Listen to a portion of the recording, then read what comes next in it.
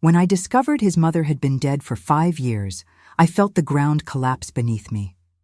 25 years of lies crumbled before me like a sandcastle. Good afternoon, my dears. I'm Eleanor Rose Smith. I'm 82 years old, and today I'm going to share with you a story from my life that completely changed my destiny. Before I begin, I'd like to ask you to like this video and subscribe to the channel. Let me know in the comments where you're watching from. I love knowing my words reach so many different places. I was born in 1943 in a small town in Kentucky called Hope Springs. It was a simple place where everyone knew each other. My father was a shoemaker and my mother a seamstress. I grew up watching my mother create true works of art with her black Singer sewing machine, those old pedal-operated machines. I learned to sew early. By 10, I was making small repairs, and by 15, I was helping my mother with wedding dresses for young women in town. It was during one of those dress fittings that I met Joseph. He was the cousin of a bride for whom we were making a wedding dress. Joseph came to our house to deliver a message from the family, and, as they said back then, it was love at first sight, at least for me. He was tall, dark-haired, had a well-trimmed mustache, and a way of speaking that left me breathless. He was 25, worked as an accountant at the only bank in town, and everyone considered him an excellent catch. After that day, Joseph began to appear at our house frequently, always with a different reason, but I knew it was to see me.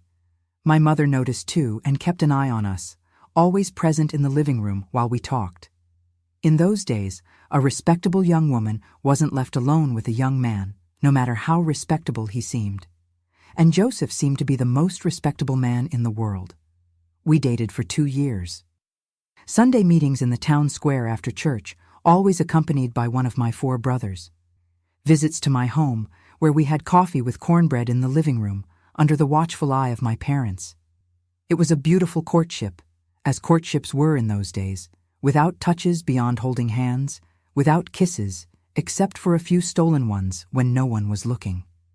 In 1962, when I turned 19, we got married. It was a simple ceremony at Hope Springs First Baptist Church. My light-colored dress was made by my mother and me. We worked on that piece of satin and lace for months. I still keep it, yellowed by time, but still as beautiful as the day I wore it. At our wedding, I met very few of Joseph's relatives. He said he had a small family. His father had passed away when he was a teenager, and his mother, Mrs. Virginia, was his only close relative, besides some distant cousins who didn't even attend the wedding. Mrs. Virginia was there, a thin lady with gray hair tied in a tight bun, dark dress, and a gaze that seemed to evaluate me all the time. We didn't talk much. In fact, I don't think we exchanged more than 10 words that day. "Take good care of my son," was what she told me before leaving right after the ceremony. She didn't even stay for the small reception we had. Joseph explained that his mother didn't like noisy environments and preferred the tranquility of her home. After the wedding, we moved to Louisville. Joseph had secured a transfer to the bank's central branch, and I was excited about the idea of living in the city. We rented a small apartment in the Highlands neighborhood, and I began to dream about the life we would build together. I wanted children, a home of our own. I wanted to be happy beside the man I loved. In the first few days, I noticed something curious. Every Monday, without fail, Joseph would set aside some of his clothes, especially white work shirts, put them in a small suitcase, and say, "I'm taking these to my mother to wash." I found it strange. After all, I knew how to wash clothes very well. My mother had taught me all the secrets of good washing and was very proud of my ability to remove any stain. "Why does your mother need to wash your shirts? I can do that perfectly well," I said, a little offended. "Eleanor, my mother has been washing my shirts since I started working at the bank. She has a special way, uses a bluing agent that makes whites whiter and an iron that only she knows how to use. It's a tradition of ours. I don't want to hurt her feelings by taking that away from her," Joseph explained, with that smile that always disarmed me. I accepted, of course. Who was I to question a tradition between mother and son? Besides, I wanted to do everything to please my mother-in-law, to earn her respect and hopefully her affection over time. In the first few months, I suggested visiting Mrs. Virginia several times. I wanted to get to know her better, establish a closer relationship. After all, she was the mother of the man I loved. But Joseph always found an excuse. My mother is very reserved, Eleanor. She doesn't like receiving visits, especially without notice. Then let's give notice. We can set a Sunday to have lunch with her. She doesn't like cooking for more than one person. It's been that way since my father died. She prefers solitude. I can cook. I'll bring everything ready. Eleanor, you're not understanding. My mother has peculiarities. She values her privacy a lot. That's how she raised me, respecting her space. If we pressure her, she'll only distance herself more. And so it went, week after week, month after month. Joseph would take his clothes to his mother on Mondays and bring them back impeccably washed and ironed on Tuesday or Wednesday. I took care of all the other clothes in the house, but the bank's white shirts were Mrs. Virginia's exclusive territory. In 1964, we had our first child, Mark. It was immense joy. I thought the birth of the grandson would make Mrs. Virginia come closer, but it wasn't quite like that. She sent a small gift, a hand-knitted wool bootie, but didn't come to meet the baby. Joseph visited her with photos of his son and said she had been emotional but wasn't feeling well enough for visits. She's getting old, Eleanor. She has problems with her legs, difficulty moving around. One of these days I'll bring her here when she's feeling better. That day never came. 2 years later, we had our daughter, Mary. The same ritual was repeated. A little gift sent, no visit. I started to worry about the situation. It was strange that my children didn't know their own grandmother. I questioned Joseph a few times, but he always had a ready answer. My mother was never one to show affection, Eleanor. She raised me that way, with distance. It's not out of malice, it's just her way. She asks about the grandchildren, she worries, but in her own reserved way. Time went by. Our marriage continued peacefully. Joseph was a good husband, affectionate, hard-working. He rose in the bank, receiving promotions. We managed to buy our own house, a nice 2-story home in the Cherokee Park neighborhood. I took care of the children and the house, did some sewing work for the neighbors, led a life that many women of the time would consider ideal. But that Monday ritual continued. The suitcase with the white shirts, the visit to Mrs. Virginia. Over the years, I tried everything to get to know my mother-in-law better. I suggested celebrating her birthday at our house. Joseph said she didn't like parties. I suggested visiting her at Christmas. He said she preferred solitude during the holidays, that they were dates that saddened her because of her husband's absence. I suggested taking the grandchildren for a quick visit. He said her house wasn't suitable for children, full of dangerous stairs and fragile objects. And so 25 years passed. 25 years of marriage, watching my husband leave every Monday with his little suitcase of clothes to visit a mother-in-law I barely knew, whom my children had never seen. Mark was already in engineering college, Mary finishing high school, dreaming of studying medicine. I was already 44, some wrinkles beginning to appear, the first strands of white hair that I disguised with homemade dyes. It was during this time that the seed of suspicion began to grow inside me. I can't explain exactly what changed, but I started to question the whole story. How was it possible that after so many years, I still didn't properly know my husband's mother? How could it be that my children had no relationship whatsoever with their paternal grandmother? On one of the Mondays in May 1987, I made a decision that would change my life forever. I decided to follow my husband. I needed to understand once and for all what happened during these weekly visits. To meet my mother-in-law, even if uninvited. That morning, I told Joseph I was going to the market and then visiting a friend who wasn't feeling well. He left with his little suitcase of shirts, as he always did, and I waited a few minutes before leaving too. I took a taxi and asked the driver to follow the bus where my husband had boarded. What happened next, my dears, is something that still pains me to tell, even after so many years. But it's important to share, because that's where my journey of discovery, pain, and finally, liberation began. On that Monday in May 1987, the sky dawned gray, as if it already knew what I was about to discover. I dressed carefully. I chose discreet clothes, a simple dark-colored dress that wouldn't draw attention. I put a scarf on my head and rarely worn dark sunglasses. I didn't want to be recognized if Joseph looked back. My heart was beating so hard in my chest that I thought he might hear it. As the taxi followed the bus, my hands trembled over the worn leather purse I clutched in my lap. The driver looked at me in the rearview mirror a few times, probably intrigued by my nervousness, but didn't say anything. He only asked once, "Are you all right, ma'am?" I responded with a quick nod. I imagined 1,000 scenarios during that trip. Maybe Mrs. Virginia was really that reclusive person Joseph described. Maybe she lived in precarious conditions, and my husband was ashamed to show it. Or perhaps she had some disease that disfigured her, and he wanted to spare her from others' judgment. I created justifications, one after another, in a desperate attempt to calm that terrible feeling growing inside me. The bus followed a path I didn't know, toward a neighborhood on the other side of town. After almost an hour, I saw Joseph get off at a stop and start walking.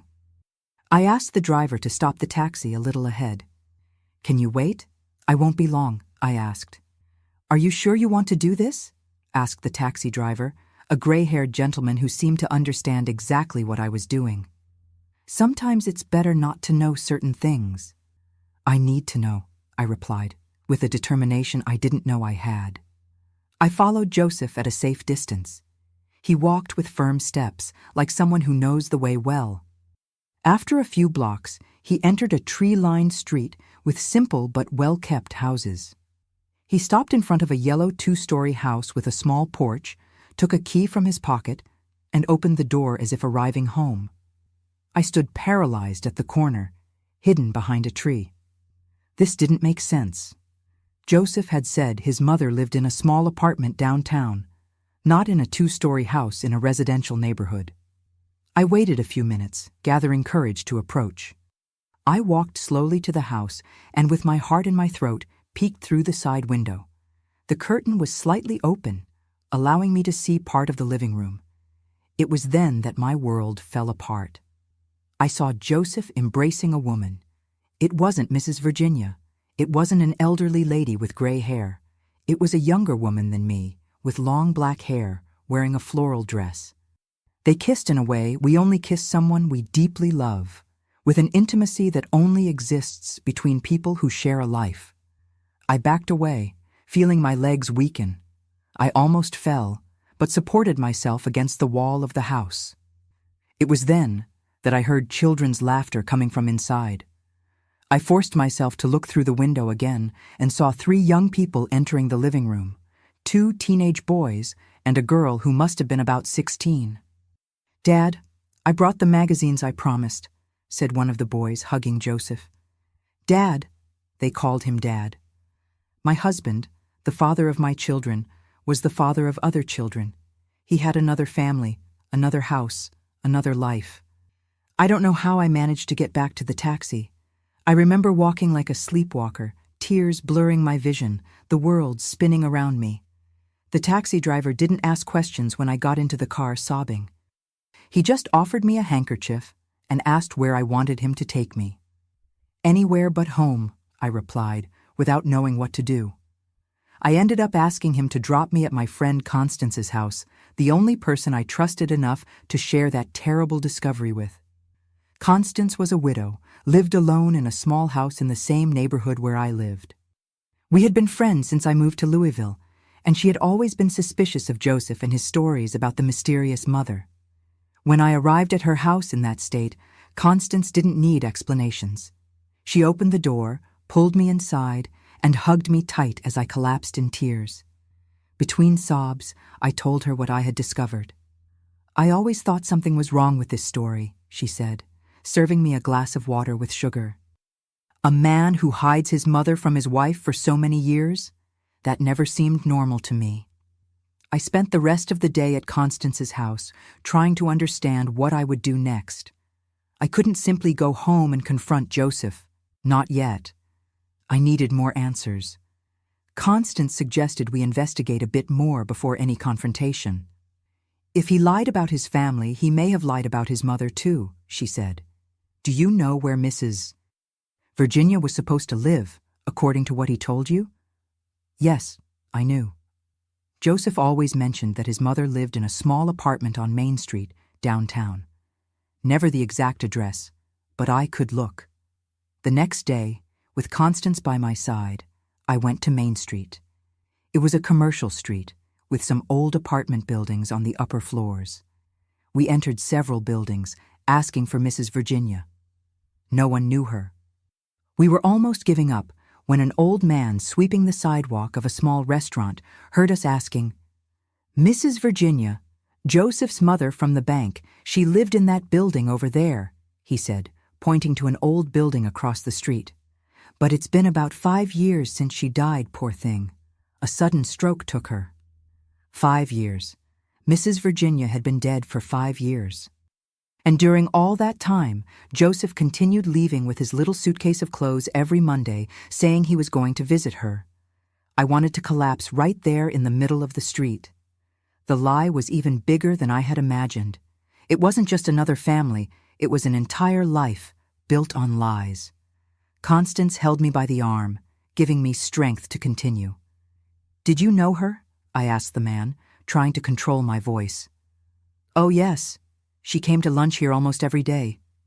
She was a good customer, always polite. She got sick with leg problems in the last years, barely left home. The son visited her frequently, until one day, well, life is like that. We thanked him and left. I walked like an automaton, letting Constance guide me. My head was buzzing. If Mrs. Virginia had been dead for 5 years, where had Joseph been going on Mondays before I discovered the other family? Had it always been like this, since the beginning of our marriage?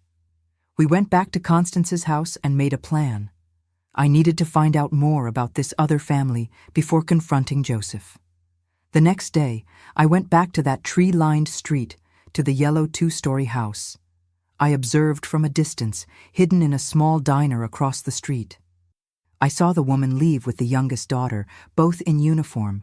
The mother was probably a teacher. Later, the 2 boys left with school backpacks. For 3 days, I conducted this painful surveillance. I discovered that the woman's name was Barbara. I heard the children call her by name when they passed near the diner. She was a teacher at a nearby school, from what I could understand from the conversations I caught. The children were named Robert, Charles, and Lucy. Robert, the oldest, seemed to be about 19 years old, the same age as my Mark. Charles must have been 17, and Lucy 16, the same age intervals as my children. This meant that family had existed since before my marriage to Joseph, or started right after. He had been living a double life from the beginning. 2 wives, 2 sets of children, 2 houses. How was it possible? How did he manage to maintain this farce for so long? I made more inquiries in the neighborhood, pretending to be an old colleague of Barbara's, looking for her address. I discovered they had lived there for over 20 years, that Joseph was known as a good father, a good husband, who visited the family regularly but traveled a lot for work, the excuse he gave for his absences. Each discovery was a stab in my heart. 25 years of lies. 25 years believing in a love that was shared with another.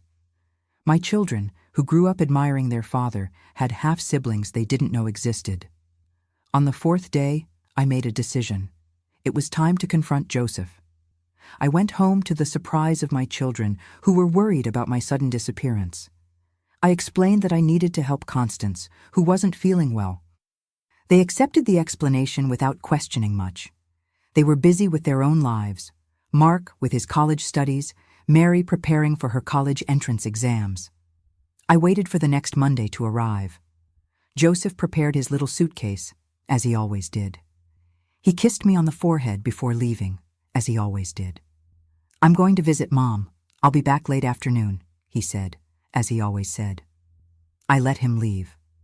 I waited 10 minutes, then grabbed my purse and left too. But I didn't follow him to where he was going. I took a bus straight downtown to Main Street. I needed to see with my own eyes the place where Mrs. Virginia had lived and died. The doorman of the building was a friendly old man who had worked there for decades. When I asked about Mrs. Virginia, he looked at me curiously. "Are you a relative?" I'm her daughter-in-law," I replied, feeling a lump in my throat. His eyes widened. "Daughter-in-law? But Mrs. Virginia didn't have a daughter-in-law. Her son never married, as far as I know." That was like a punch to the stomach. "What do you mean? Joseph, her son, is my husband. We've been married for 25 years. The doorman scratched his head, confused. "Joseph? No. Mrs. Virginia's son was named Jerome. He worked at the bank, too, like his father. Never married, lived with his mother. When she passed away, he sold the apartment and moved. They said he went south, to North Carolina. Jerome, not Joseph. My husband had stolen not only the mother's story, but even another person's identity. The fraud was complete, perfect in every detail. I felt the world spin around me again, weak legs, racing heart. The doorman, seeing my state, led me to a bench in the lobby and brought me a glass of water. While I drank in small sips, trying to regain control, he continued talking without realizing how each word destroyed me a little more. Mrs. Virginia was indeed a very reserved lady. After she got problems with her legs, she almost never went out. The son took care of everything. He was a good son, Jerome. He came every day to see his mother after work. Suffered a lot when she died. They say that's why he left. Couldn't stand the memories. A good son, the real son of Mrs. Virginia, not the man I had married. Who was Joseph after all? Who was the man who had slept beside me for 25 years? The father of my children? The man I loved? I thanked the doorman and stumbled away, with more questions than answers. I sat on a bench in the nearest square, looking at the sky that was beginning to darken, feeling that my entire life had been a lie. That night, I waited for Joseph to come home. He returned at the usual time, with the little suitcase of impeccably washed and ironed clothes. Clothes that I now knew had been cared for by Barbara, not by a mother who had been dead for 5 years. My children were out. Mark at a study group in college, Mary at a friend's house. We were alone, Joseph and I, in the oppressive silence of the living room where we had shared so many moments that I believed to be true. I looked at him, at that familiar face that suddenly seemed that of a stranger, and finally asked, "Who are you, Joseph? Who are you really?" When I asked that question, I saw something I had never seen on Joseph's face, pure panic. His eyes widened, his mouth opened and closed several times without making a sound, like a fish out of water.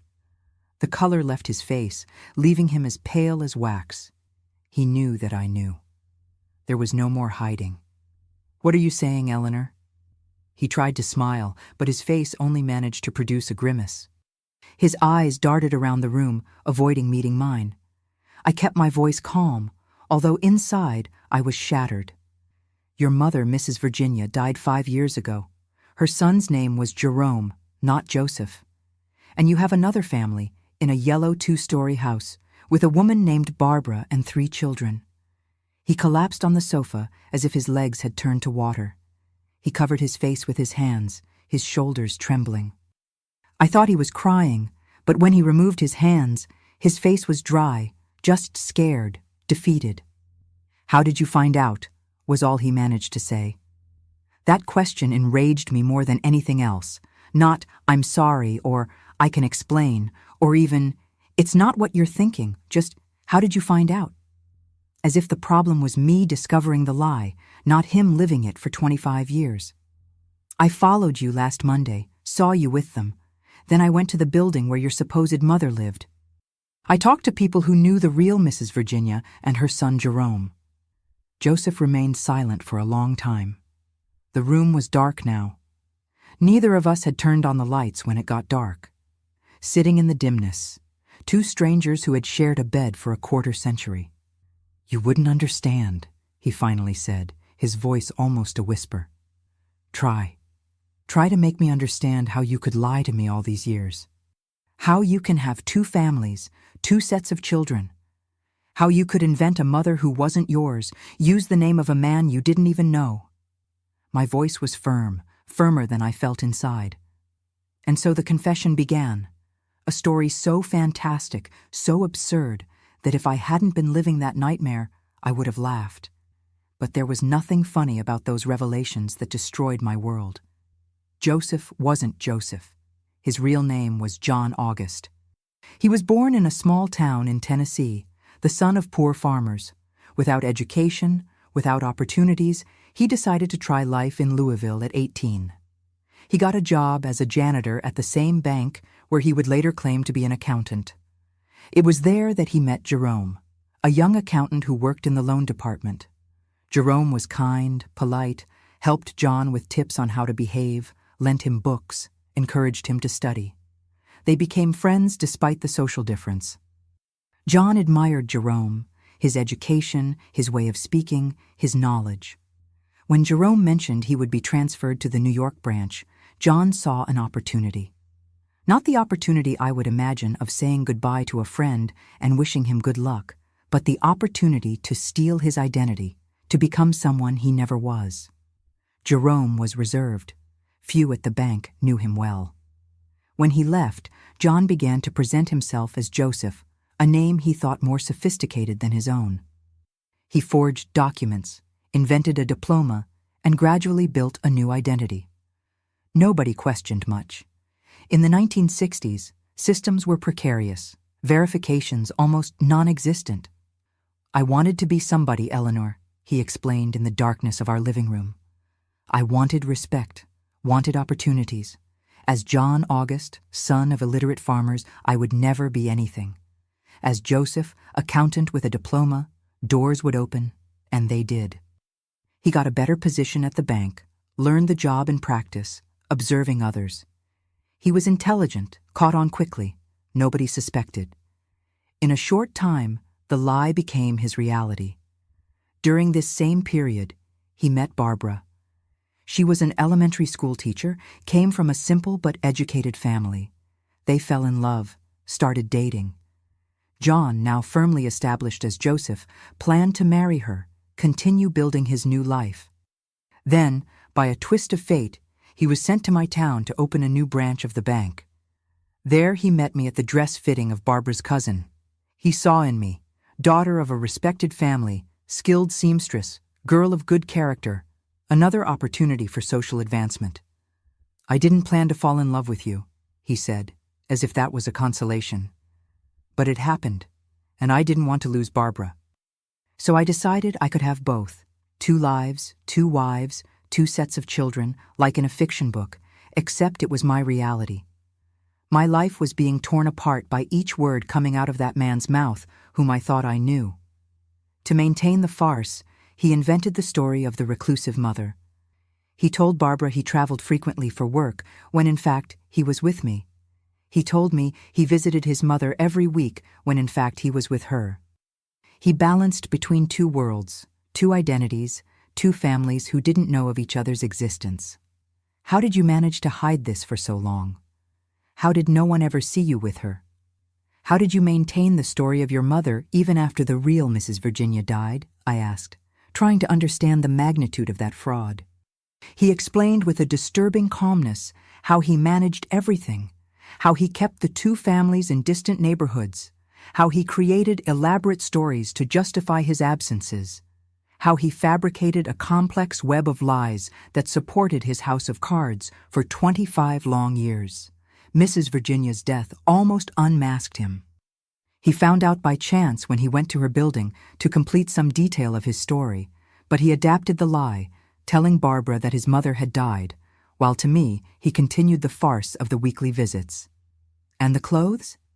If your mother was dead, who washed the clothes you took every week?" "Barbara," he answered in such a low voice I almost didn't hear. "She was always very good at it. I said it was for a co-worker who lived alone. She has a good heart." A good heart. My stomach turned with each new revelation. While I wondered why my mother-in-law didn't like my way of washing clothes, it was another woman, my husband's other wife, who washed them without knowing she was providing a service for her rival. The children, do they know about me, know about their half-siblings? He shook his head. Nobody knows anything, neither from there nor from here. I remained silent, trying to process all that. 25 years of lies, an entire life built on quicksand. The man I loved, whom I believed to be my loyal companion, my safe harbor, was a complete fraud. Not even his name was true. Why are you telling me all this now? Why not continue lying? I asked, genuinely curious. He raised his eyes, meeting mine for the first time since he began his confession. Because you already know too much? Because I'm tired, Eleanor. Tired of living two lives, of remembering which lies I told to whom, of managing two worlds that cannot meet. He seemed almost relieved, as if a weight had been removed from his shoulders, and that enraged me even more. While my world was collapsing, he felt lighter for no longer having to carry the burden of his lies. And now? What are you going to do? I asked, fearing the answer. I don't know. I never thought I would be discovered. I was always careful. I always planned everything. His voice was lost in the darkness of the room.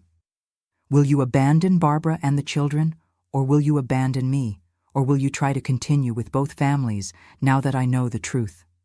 He didn't answer immediately. His silence was deafening. I don't know, Eleanor. I need time to think. Time. He wanted time. After stealing 25 years of my life with his lies, he wanted even more time. No, I said, my voice suddenly strong and clear. You don't have any more time, John August, or Joseph, or whoever you are. I got up from the sofa, feeling a strength I didn't know I possessed. It was as if something had broken inside me. Not just my heart, but the chains that bound me to a life of illusions. I turned on the living room light, revealing his haggard face, the first worry lines, the hair that was beginning to thin. A stranger. I want you out of this house now. Eleanor, please, the kids. Mark and Mary aren't home, and when they return, I will be the one to tell them who their father really is.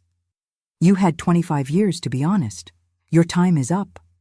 He tried to argue, tried to convince me to wait, to think, not to make hasty decisions. But something had changed in me. Eleanor, who accepted his stories about the mysterious mother, who never questioned his absences, who blindly trusted the man she called husband, that Eleanor had died in that dark room. Leave now. Take only what you can carry. Tomorrow, when the kids are at school, you can come back to get the rest of your things. But I don't want you sleeping under this roof, not even one more night. There were no shouts, no violence, just a cold resolution that surprised us both. He looked at me as if seeing a stranger, and that's what I had become. A woman he didn't recognize because he had never really known me. Joseph, or John August, the man without a true name, picked up a few belongings and walked out the front door without looking back. I don't know where he went that night, to Barbara's yellow house perhaps, or to some hotel to try to plan his next move. I didn't care.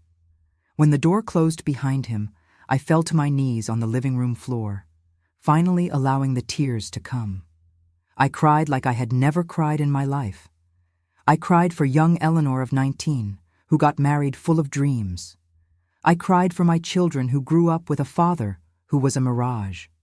I cried for the lost years, the sacrifices made, the love given to someone who didn't exist. I cried until there were no more tears, until the sun began to rise and the morning light invaded the living room. Then I got up, washed my face, and began to think about what I would tell my children when they came home.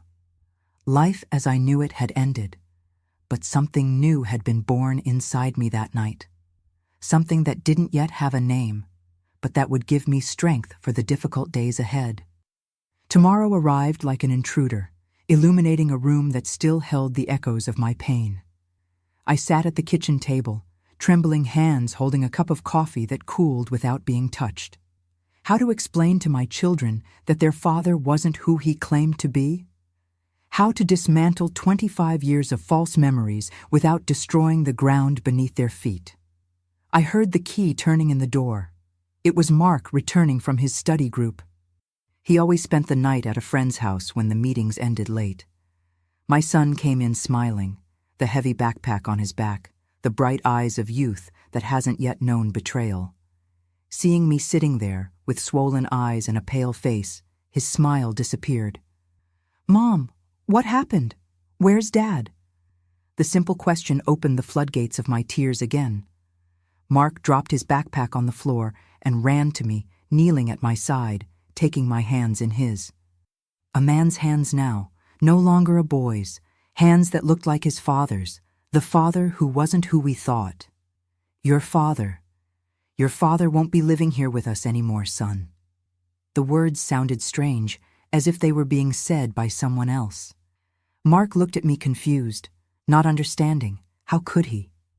In his eyes, we were the perfect family, loving parents, united siblings, a comfortable home, a promising future ahead. "I don't understand, Mom." "Did you fight? What happened?" I took a deep breath. There was no gentle way to say it. There were no words that could cushion the blow. "I discovered that your father has another family, another house, another wife, other children, for more than 20 years. Mark's face went through so many emotions I could barely keep up. Shock, confusion, disbelief, anger. He released my hands and stood up, running his fingers through his hair in a gesture so similar to Joseph's that it hurt to see. "That can't be true. Dad would never do that." "I thought so too, son, but it's true. He confessed everything last night." And then I told him, not everything, not the cruelest details, but enough for Mark to understand the magnitude of the betrayal. I told him about the other family, about the mother who didn't exist, about the Monday lies. As I spoke, I saw his young face aging before my eyes. These other children, are they our age?" he asked, his voice hoarse. "Yes, the oldest is your age. Then there's one who's 17 and a girl who's 16. My siblings." The word came out as a painful sigh. I have siblings I never knew. That was just the beginning. When Mary arrived a few hours later, we had to relive it all again. My daughter reacted differently from her brother, with silent tears streaming down her face as she hugged me tight, as if afraid I might disappear too. The days that followed were a blur of pain and confusion. Joseph, or John August, I still couldn't think of him by his real name, returned the next day as arranged to pick up more of his belongings. Mark refused to see him. He locked himself in his room, loud music drowning out any sound that might come from the living room. Mary, always the bravest, confronted her father. "How could you? How could you lie for so long? Look us in the eyes every day, knowing you had other children waiting for you in another house." I didn't hear his response. I stayed in the kitchen pretending to organize the cabinets, letting my daughter have that moment. When he finally left, carrying 2 large suitcases, Mary came to me, her eyes red but drier. "He said he loves us, that he always truly loved us. And you, what did you say to him? That love isn't built on lies and that he should give the other children the chance to know the truth too." My daughter, only 17 and already wiser than I had ever been. I hugged her tight, feeling her thin body trembling against mine. We were all broken, all trying to understand how to move forward. The following weeks were of painful discoveries. Joseph hadn't lied just about his identity and his other family. He had lied about almost everything. He wasn't a graduated accountant, as he always claimed, but an administrative employee at the bank who learned on the job. Our financial situation wasn't as comfortable as I thought. There were debts, loans taken to maintain 2 houses, 2 families. The very house where we lived, which I believed was ours, was mortgaged. I also discovered that Barbara knew nothing. Joseph finally told her the truth too, forced by our discovery. She was as destroyed as I was, perhaps more. At least I had the dignity of discovering on my own, of confronting him, of expelling him. She had to hear from his mouth, after more than 2 decades, that her entire life was a lie. I thought many times about seeking her out. I even passed by the yellow house on the bus, imagining what it would be like to knock on the door, look into the eyes of the woman who, without knowing, shared the same man with me for so many years. But I never had the courage. What would we say to each other? What comfort could we offer? I learned from Mary, who maintained minimal contact with her father in the first months, that Barbara had expelled him from her house too, that his children, like mine, were devastated, that her family, unlike mine, was large and noisy and had surrounded Barbara with support and protection. I was happy for her, even without knowing her. No one should face that kind of betrayal alone. And I had my children, I had Constance, I had some other friends who stood by me when they learned what had happened. But the nights were long and lonely. The empty side of the bed screamed with the silence of an absence that, paradoxically, I felt as a constant presence. Money quickly became tight. Joseph sent some help, but it wasn't enough. He now tried to maintain not just 2 ex-families, but also himself, living in a small rented apartment. I had to intensify my work with sewing, accepting any job that appeared. I woke up before sunrise and sewed until late at night, eyes burning, fingers calloused. Mark, seeing my struggle, got a paid internship at college to help with expenses. Mary began giving math tutoring to neighborhood children. We were now 3 adults trying to keep the boat afloat, no longer a traditional family with a provider father and a caretaker mother. It was during this most difficult period that something unexpected happened. An old client, for whom I had made her daughter's wedding dress, sought me out with a proposal. She and her husband were opening a small women's clothing store downtown and needed someone who could make alterations and repairs to the pieces. The salary wasn't much, but it would be fixed, a security I didn't have with the freelance work I did at home. "You sew like no one else, Mrs. Eleanor," she said. "And I heard what happened with your husband. A shame. You deserve better." I accepted the job, of course. Leaving home every morning, spending the day in the airy little shop, talking to different people, returning tired but satisfied at the end of the day. All of this was like a balm for my wounded soul. I continued doing some work at home in my spare time, but now I had a routine, a purpose, something to distract me from the dark thoughts that assaulted me in the hours of solitude. It was at the shop that I first heard about an adult education program being offered at a nearby public school. I had only completed what we called junior high, equivalent to middle school. I had always wanted to study more, but marriage and children came along, and then life settled into that routine of wife and mother. Now, at 44, the idea of returning to study seemed frightening and, at the same time, strangely liberating. "You should try," said Cecilia, my co-worker, a young woman in her early 20s who was studying business administration at night. "It's never too late to study, and you're smart. You'd pick up the pace quickly." I discussed the idea with my children. I expected them to find it strange, perhaps even ridiculous, a woman my age going back to school. But they surprised me. "Of course you should study, Mom," said Mark enthusiastically. "You've always wanted this, haven't you? Now you can do whatever you want with your life." Mary went even further. She brought home registration forms she got from the school office, already filled out with my information. "Just needs your signature, Mom. Classes start next week." And so, in a gesture that mixed courage and desperation, I enrolled in the adult education program. 3 nights a week, after work at the store, I went to school and sat among people of all ages, some older, many younger, to study English, math, science, history, subjects I hadn't seen for almost 3 decades, concepts I had never properly learned. It was difficult at first. My eyes, tired from sewing, had trouble reading what the teachers wrote on the board. My mind, used to worrying about domestic matters, struggled to absorb equations and grammar rules, but I clung to the studies like a shipwrecked survivor to a piece of wood. It was my salvation, my chance to rebuild something that was just mine. Mark helped me with math, patiently explaining concepts that were basic to him but seemed indecipherable to me. Mary reviewed my English texts, correcting spelling errors with a delicacy that moved me. My children, whom I always believed to be under my protection, now protected me, guided me, supported me. Time passed.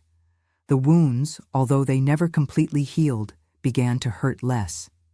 I learned to live one day at a time, to find small joys in the new routine we had built. Me and my children, the three musketeers, as Mary joked. Joseph, or John August, as he went back to calling himself after the truth came out, tried a few times to get closer. Not with me. He knew that door was closed forever, but with the children. Mark refused for a long time. His father's betrayal had been a devastating blow to his worldview. For a young man preparing to enter adulthood, discovering that his male role model was a complete fraud shook his deepest structures. Mary, always more conciliatory, agreed to meet her father occasionally. Quick lunches, tense conversations. She returned from these meetings quiet, thoughtful, but never regretful. "He's still our father," she would say when I asked if everything was okay. "I can't erase 20 years of memories, even knowing they were built on lies." And as for the other family, the other children, Robert, Charles, and Lucy, the half-siblings my children had never met, that was a wound that remained open, an unanswered question that hovered over us at unexpected moments. Should they seek them out, try to build some kind of relationship, or was it better to keep that door closed, that part of the story untold? I had no answers, no one did.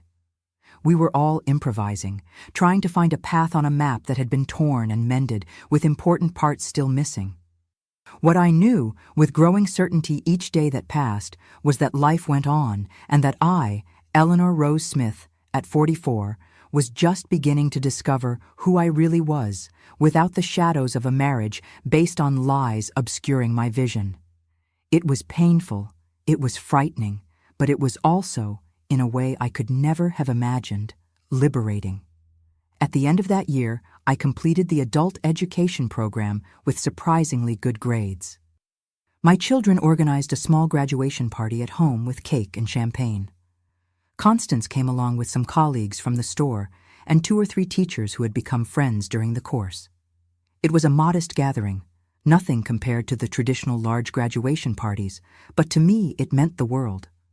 When everyone had left, and only the 3 of us, me, Mark, and Mary, remained in the living room decorated with improvised balloons, my daughter handed me a small package. "It's a graduation gift, Mom, from both of us." I opened the package carefully. Inside was an application form for the state university. I looked at my children without understanding. "It's for you, Mom," explained Mark, "for the education program. You always said you wanted to be a teacher when you were young, right? It's never too late to fulfill dreams." I looked at the form, at the smiling faces of my children, at the simple but cozy living room of our house. The house I almost lost, the life that almost crumbled, the dreams that were buried for so many years under the weight of a false marriage. "I don't know if I can," I whispered, tears blurring my vision. "I'm 45 years old. The university is for young people like you. You taught me that we should never give up on our dreams," said Mary, holding my hand. "Now it's time to follow your own advice."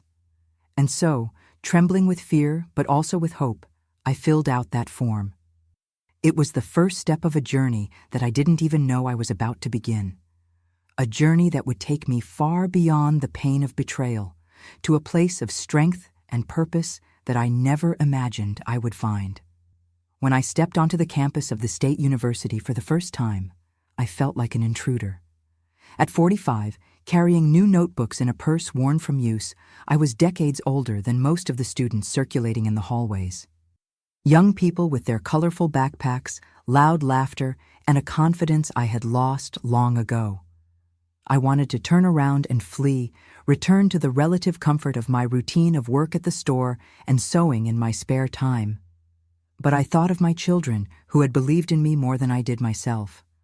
I thought of the tuition, a huge sacrifice for our tight financial situation, even with the partial scholarship I got.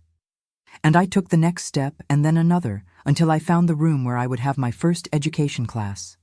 I sat in the last row, trying to go unnoticed. Impossible, of course.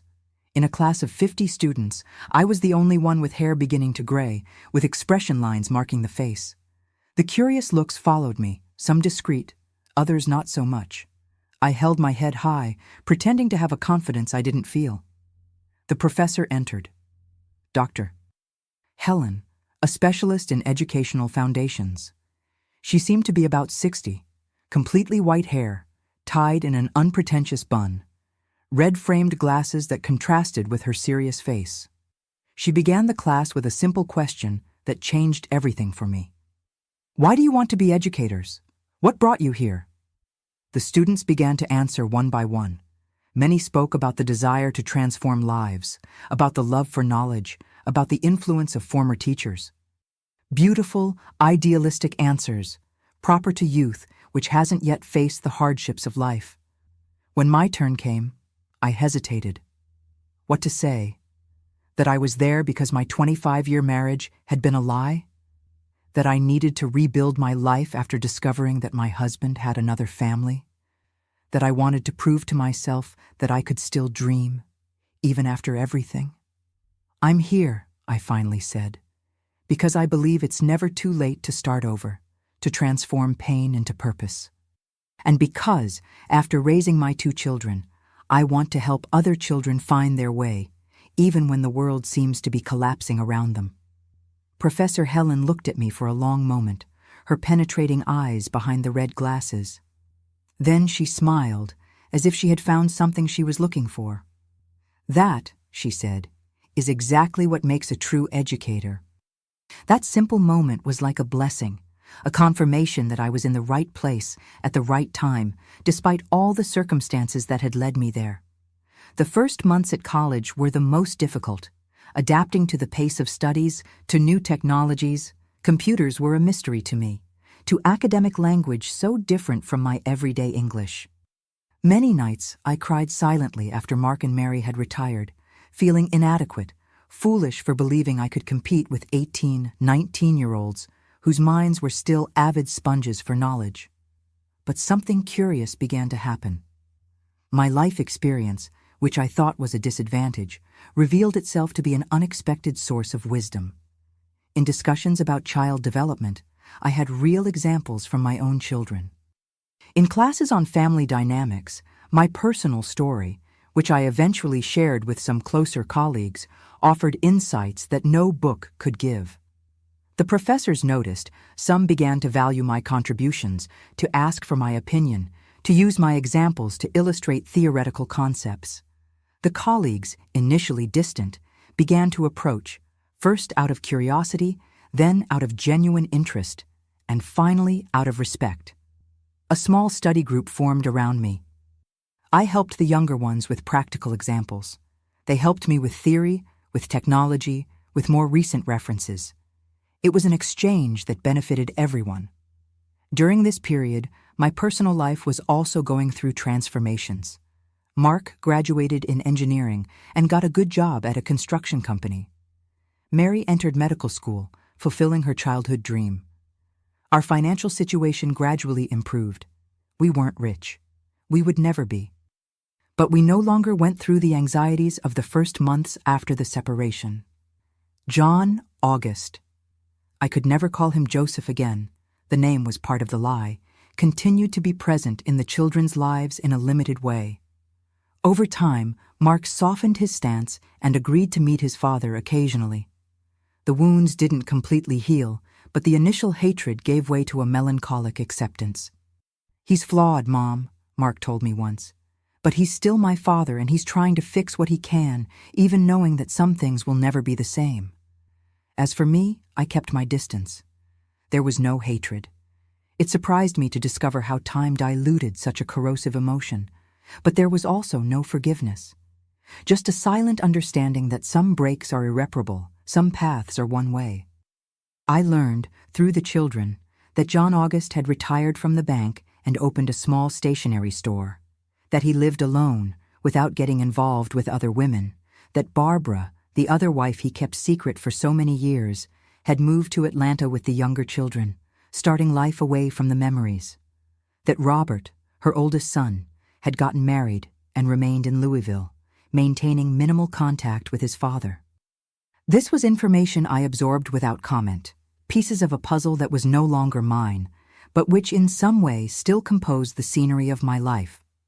In my third year of college, Professor Helen invited me to a special project. She coordinated a support program for women in vulnerable situations, many of them victims of domestic violence, abandonment, or betrayal, and needed someone who could teach literacy classes to adults. These women need someone who understands not just pedagogy, but real life, Helen explained to me. Someone who has faced storms and come out the other side. Someone like you, Eleanor. I accepted the invitation immediately, even knowing it would mean more workload in my already tight routine. Something inside me said that this was the purpose for which I had gone through everything I had gone through. The project operated in an old house downtown, donated by a charitable foundation. There, women of all ages sought a fresh start through education, group therapy, legal and psychological support. My function was simple: to teach reading and writing to those who never had the opportunity or who abandoned studies very early. My first class had 12 women between 25 and 70 years old. Women marked not only by time, but by the brutal circumstances of life. Tired faces, distrustful eyes, hands calloused by hard work. Looking at them, I saw myself as in a mirror.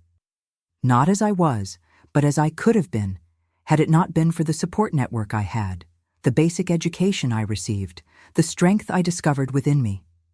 I'm not here just as a teacher, I told them on the first day. I'm here as a journey companion. I also know the pain of betrayal, the struggle for survival, the fear of an uncertain future. But I discovered that learning, that knowing, that understanding the world through words is a form of power that no one can take from us. It was the beginning of a deep relationship that transcended the simple teaching of letters and syllables. While they learned to read words, I learned to read lives, stories of courage, of resilience, of women who had fallen and risen so many times they had lost count.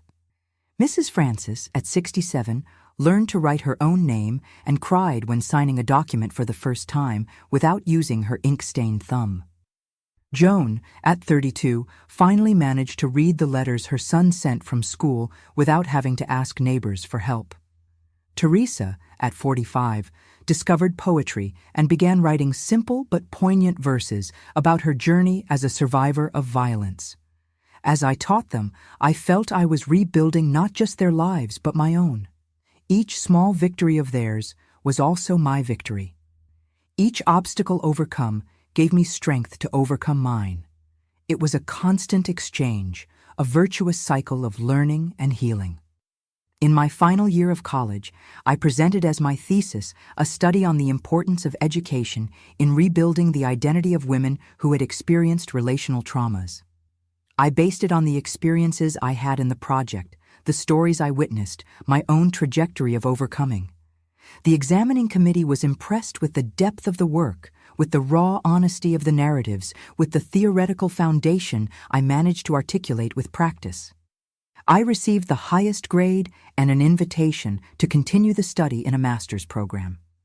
At 49, when most people already think about slowing down their professional life, I was just beginning mine. I graduated in education with honors, the only student with gray hair among dozens of young people at the peak of youth. Mark and Mary were in the audience, standing and applauding when I received my diploma. Constance was also there, eyes wet with pride for the friend she saw reborn from the ashes of a failed marriage. The project with vulnerable women grew. From a small room with 12 students, we came to occupy the entire second floor of the house, serving more than 50 women in different stages of literacy and basic education. Helen invited me to be the pedagogical coordinator, a role I accepted with humility and determination. We also created a specific support group for women who, like me, had discovered prolonged infidelities or double lives of their partners. It was a very specific type of trauma that combined the pain of betrayal with the profound questioning of reality itself. If he lied about this, what else did he lie about? What else do I know? What in my life is real and what is fabrication?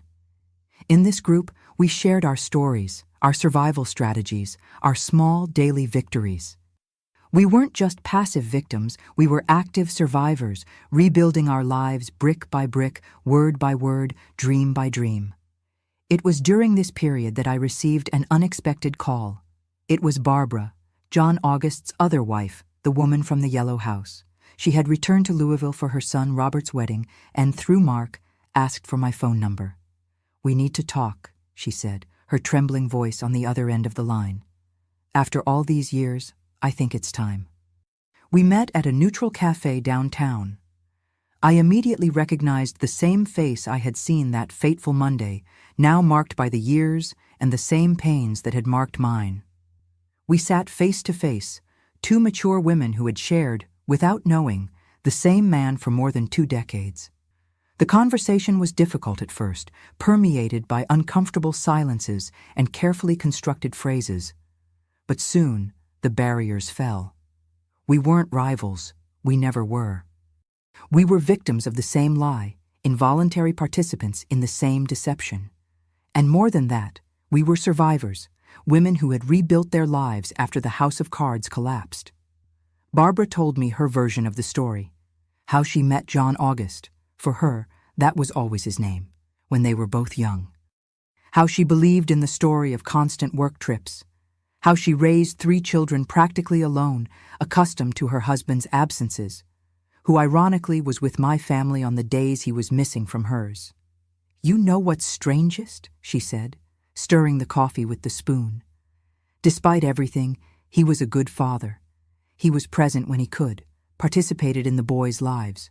Never missed one of Lucy's presentations at school. How does someone manage to live like this, divided in 2, without going crazy? I had no answer to that question. I never did. Perhaps John August was indeed 2 different men, the Joseph I knew and the John that Barbara knew. Perhaps the lie was so deep that even he no longer knew where the truth ended and the falsehood began. Before we said goodbye, Barbara held my hand on the table, an unexpected gesture of intimacy. "Thank you for receiving me. For all these years, you were a ghost in my mind. The other woman, the intruder, the destroyer of my home. But you were just like me, a woman loving the man she believed she knew." I left that meeting with a strange sense of closure, a chapter that finally closed, an old wound that, if not completely healed, at least had stopped bleeding. At 52, I published my first book, a collection of stories of women who had passed through our classrooms and support groups, interspersed with pedagogical and psychological reflections on the reconstruction of female identity after relational traumas. It wasn't a traditional academic book, nor a simple set of testimonials. It was a hybrid that reflected my own journey, part teacher, part student, part survivor, part witness. The book, to my surprise, resonated beyond academic circles.